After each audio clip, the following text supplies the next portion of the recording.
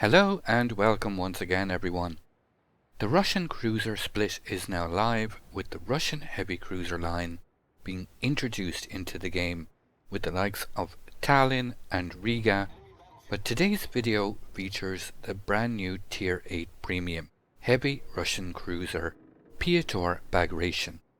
I can remember taking part in early testing of the Bagration where it had no repair party, and this really proved to be quite a difficult cruiser to play. That has changed quite dramatically, however, with the introduction of a repair party, which has massively increased its survivability. I've played around with a few different builds and tactics, and there are two different routes one can go, and both are very viable in my opinion. I'll start off by putting both builds on screen, and then while going through the ship stats, discuss the pros and cons of each setup and let you decide for yourself which build suits your own playstyle best. Pyotr Bagration is a premium ship, so one can easily swap around captains from tech tree ships if you already have both builds on other ships. The first build here on screen is to maximize fire chance and utility skills, and is the build I'm using in this game footage. It's also what I would recommend to less experienced players. This second IFHE build is equally strong, but requires more game knowledge of armor protection of enemy battleships.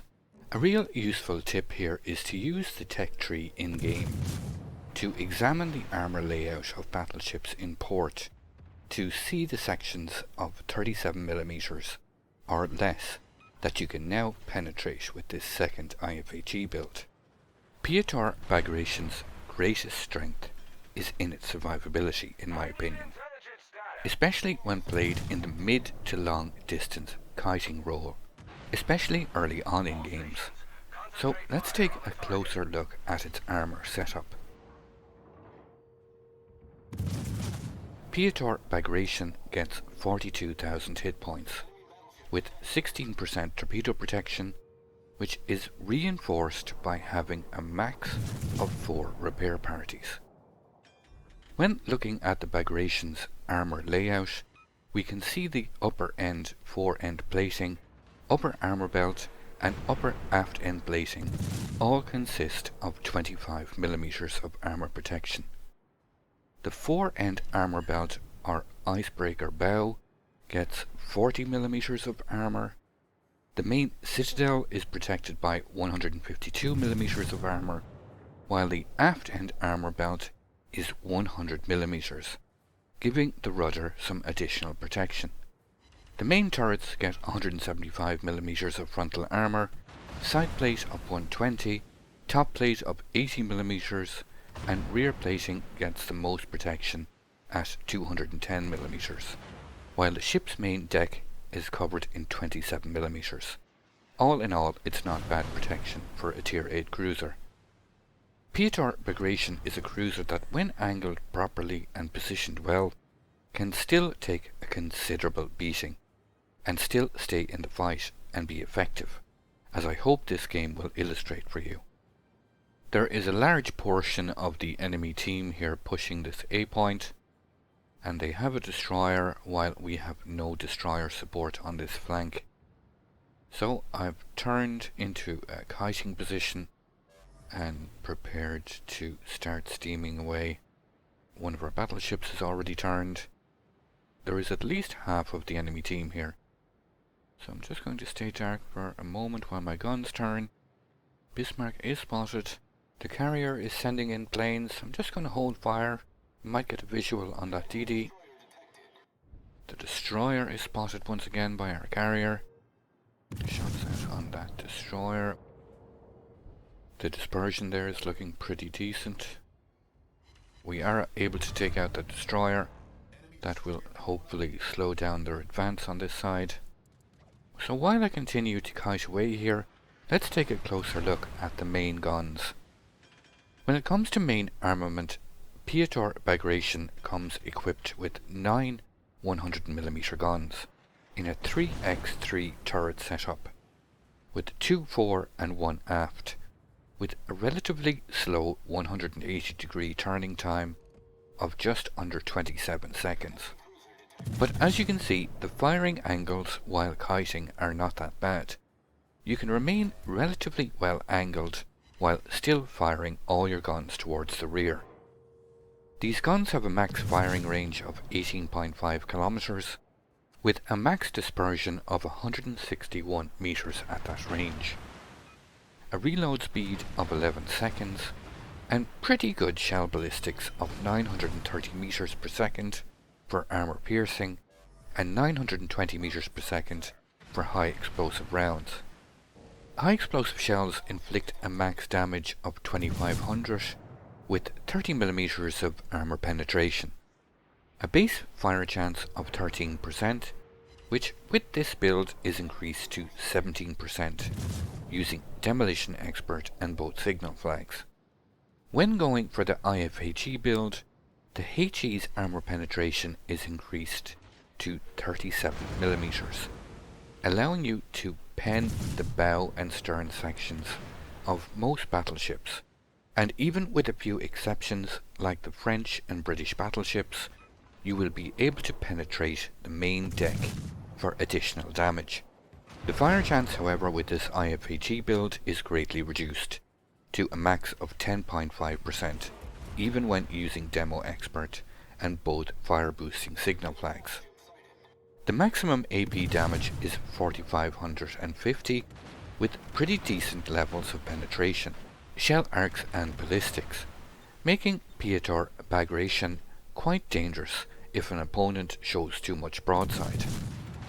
When it comes to secondary armament, Bagration gets 16 100mm guns in a 8x2 turret setup, equally divided with 4 on each side, with a max firing range of 5.3 kilometers, capable of inflicting a max damage of 1400, a 9% fire chance with 17mm of armor penetration, and notably quite a fast shell speed of 1000 meters per second.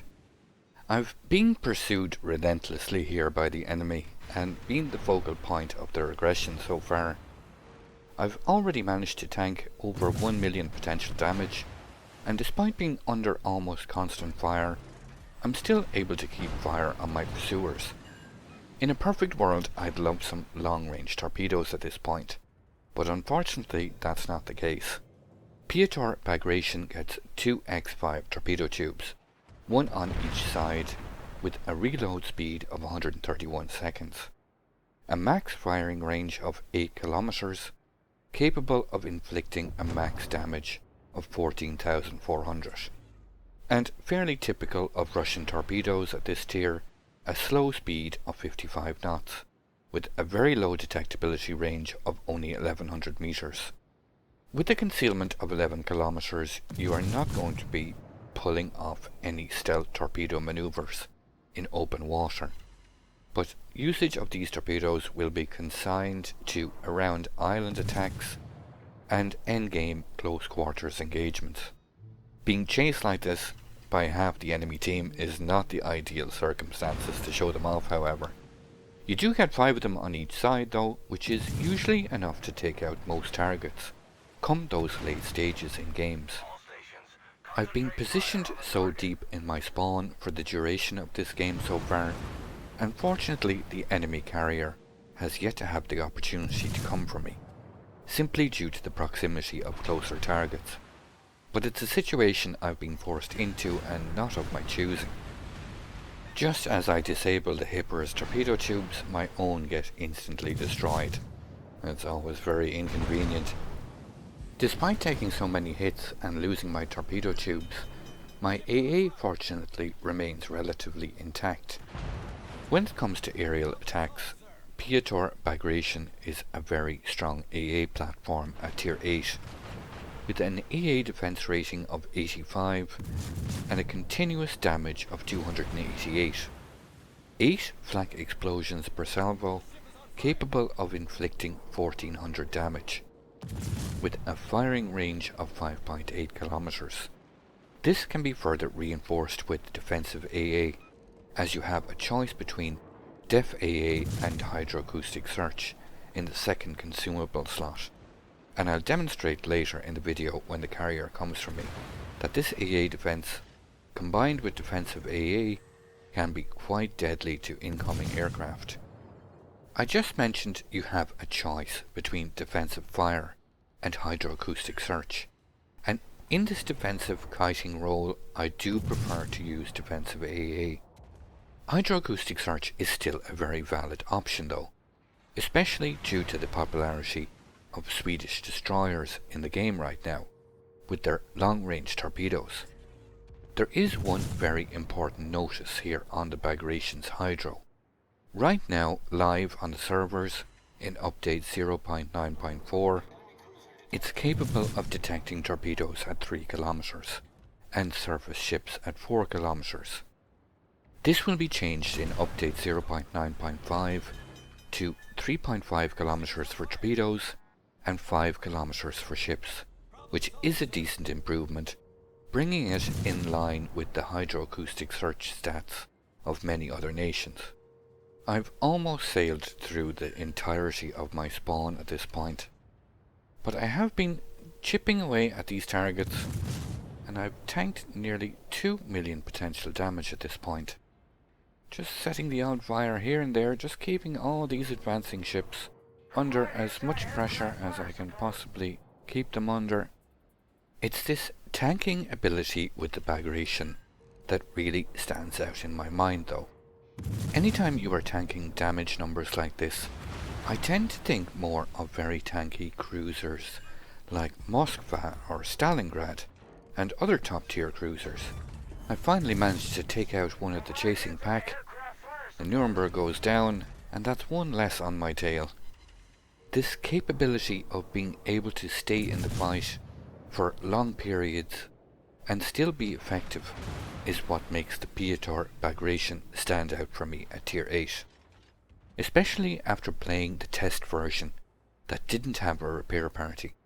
This repair party is the game changer in my opinion, but it's also greatly helped by having decent maneuverability. Pyotr Bagration gets a max base speed of 34.5 knots, which can be increased to 36.2 knots with the Sierra Mike signal flag, which I am using in this game, a turning circle radius of 890 meters, and a rudder shift time of 8.4 seconds. And that is using the steering gears mod 1 in slot 4.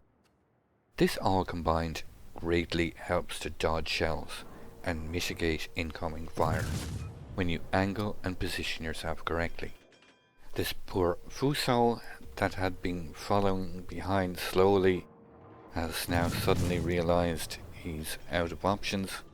Just time now to try and get some extra damage.